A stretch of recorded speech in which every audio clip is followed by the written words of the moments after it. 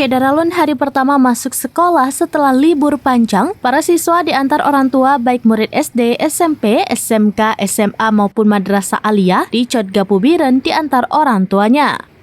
Para murid SD 12 Codga Pubiren pada Senin 15 Juli 2024 disambut oleh gurunya di pintu gerbang.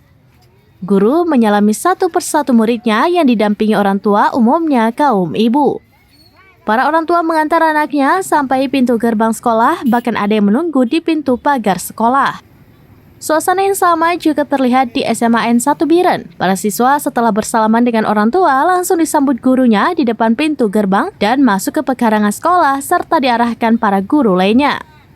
Begitu juga di SMA N2 Biren yang bersebelahan dengan SMA N1 Biren, ibu guru menyambut siswanya dengan ramah dan menyalami satu persatu untuk masuk ke ruangan.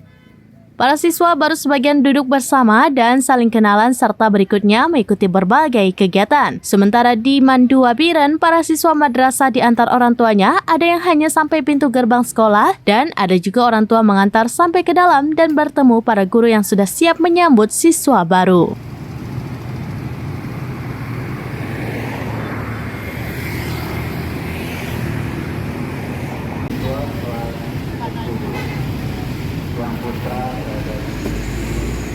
Dari Biren, Yusmandin Idris, serambinews.com. Download Tribun X sekarang, menghadirkan lokal menjadi Indonesia.